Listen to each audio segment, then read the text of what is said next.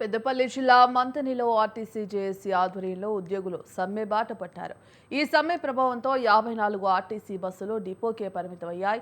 డిపోలోని పనిచేస్తున్న 98 మంది డ్రైవర్లు, కండక్టర్లు, ఉద్యోగులు సమ్మె చేపట్టారు. సమ్మె నేపథ్యంలో ఎలాంటి అవాంఛనీయ ఘటనలు జరగకుండా ఉండేందుకు బస్ డిపో, బస్ స్టేషన్ వద్ద పోలీసులు గట్టి బందోబస్తును ఏర్పాటు చేశారు.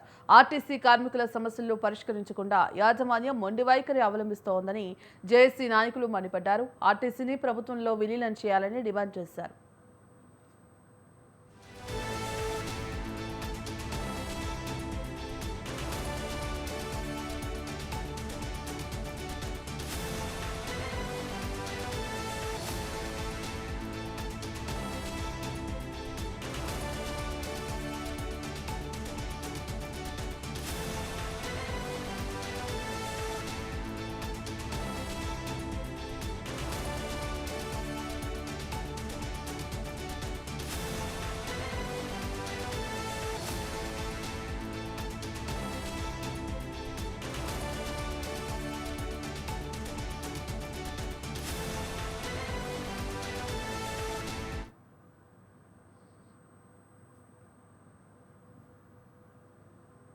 పెద్దపల్లి జిల్లా మంతనిలో ఆర్టీసీ జేఏసీ ఆధ్వర్యంలో ఉద్యోగులు సమ్మె బాట పట్టారు.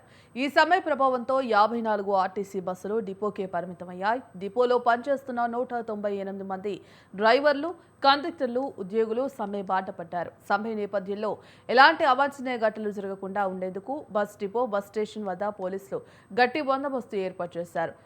ఆర్టీసీ కార్మికుల సమస్యలను పరిష్కరించకుండా యాజమాన్యం మొండి వైఖరి అవలంబిస్తోందని జేఏసీ నాయకులు మండిపడ్డారు.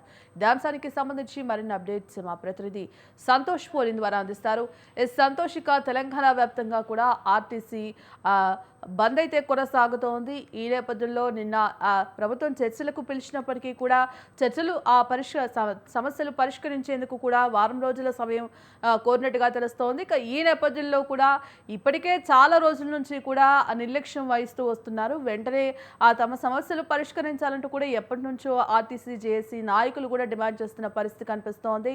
మరి ఈ నేపథ్యంలో ఈ రోజు నుంచి కూడా వారం రోజుల పాటు సమ్మె కొనసాగుతుందంటూ కూడా ఇప్పటికే ఆర్టీసీ జేఏసీ నాయకులు పేర్కొన్నారు. ఈ నేపథ్యంలో బంద్ ఇలాగే కొనసాగే అవకాశం ఉందా, లేదంటే ప్రభుత్వం మళ్ళీ చర్చలకు పిలిచి సమస్యలు పరిష్కరించే అవకాశం కనిపిస్తోందా? భాగ్యశ్రీ, రాష్ట్ర వ్యాప్తంగా ఆర్టీసీ ఉద్యోగుల సమ్మె నేపథ్యంలో అయితే ఇటు ఉమ్మడి కరీంనగర్ జిల్లా వ్యాప్తంగా కూడా సమ్మె ప్రభావం పాక్షికంగా కొనసాగుతా ఉంది. అయితే ప్రయాణికులు ఇబ్బందులను దృష్టిలో ఉంచుకొని అధికారులు ప్రైవేట్ బస్సులను నడుపుతున్నప్పటికీ కూడా అవి వేలకు రాకపోవడంతో జనం గంటల తరబడి నిరీక్షించాల్సి వస్తుంది. అయితే అరకొర బస్సులతో ప్రయాణం ప్రాంగణంలో కిక్కిరిసిపోయింది. అయితే సరైన రవాణా సౌకర్యం లేకపోయినా సామాన్య ప్రయాణికులు అయితే తీవ్ర ఇబ్బందులు అయితే పడుతున్నారు. అయితే ఆర్టీసీ కార్మికులకు న్యాయమైన డిమాండ్లు వెంటనే పరిష్కరించాలంటూ కూడా పలువురు ఉద్యోగ సంఘాల నాయకులు అయితే డిమాండ్ చేస్తున్న పరిస్థితి అయితే ఉంది. అయితే సమ్మె వల్ల బస్సులు తిరగక ఇంజనీరింగ్ డిగ్రీ విద్యార్థుల పరీక్షలకైతే వెళ్ళలేక ఇబ్బందులు పడుతున్నారని, వారి భవిష్యత్తు దృష్ట్యా సెమిస్టర్ పరీక్షలను వాయిదా వేయాలని కూడా ఉద్యోగ సంఘాల వారు కోరుతున్న పరిస్థితి అయితే ఉంది. అయితే గతంలో ఇచ్చినటువంటి హామీలను సీఎం రేవంత్ రెడ్డి వెంటనే అమలు చేయాలంటూ కూడా డిమాండ్ చేస్తున్న పరిస్థితి అయితే ఉంది. అయితే ఆర్టీసీ సమ్మె నేపథ్యంలో ఇటు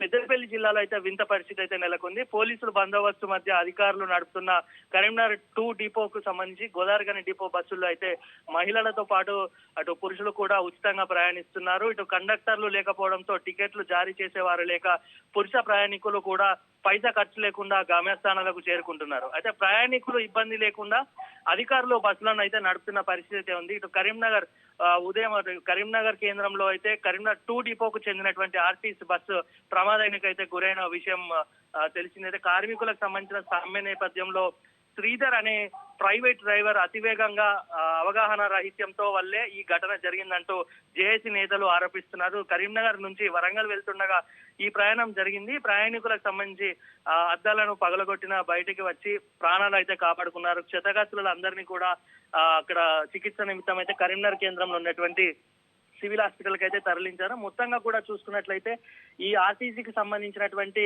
ఈ కార్మికులందరికీ కూడా తమ సమస్యలు వెంటనే పరిష్కరించాలి. ఈ వెంటనే కార్మిక సంఘాలను పిలుపు తెప్పించుకొని ప్రభుత్వం వెంటనే గద్దె దిగి రాకపోతే మాత్రం ఈ సమ్మె ఇలాగే కొనసాగుతుందంటూ మాత్రం కార్మిక సంఘాలు డిమాండ్ చేస్తున్న పరిస్థితి అయితే ఉంది. Right, thank you Santosh.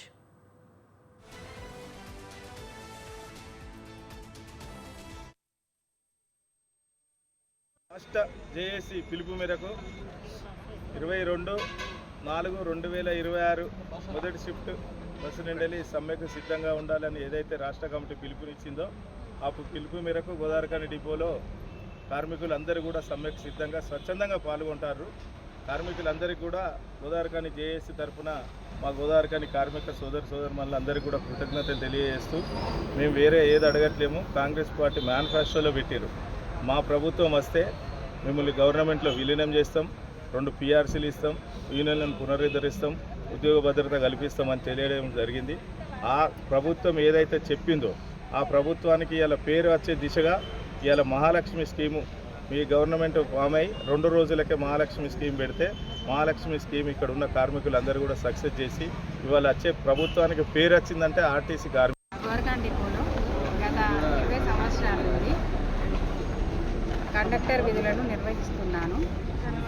మా కోరిక ఏంటిదంటే గత ప్రభుత్వము కొన్ని డిమాండ్లను తీర్చలేకపోయింది.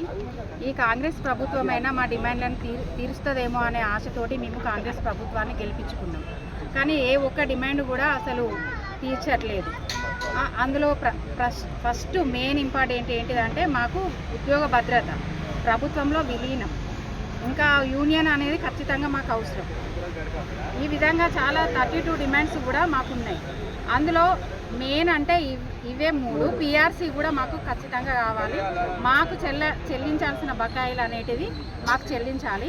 మేమందరం కూడా నిన్నటి రోజున మా యొక్క రాష్ట్ర ఆర్టీసీ జేఏసీ యాజమాన్యంతో జరిపినటువంటి చర్చలు కమిటీ ప్రభుత్వం నుంచి కమిటీ వేసినామని చెప్పడం జరిగింది. మరి కమిటీ కాలయాపన కమిటీగానే మేము భావిస్తున్నాం. అది ఈ సమ్మె ఇప్పటికిప్పుడు రాత్రికి రాత్రి పుట్టిన సమ్మె కాదు.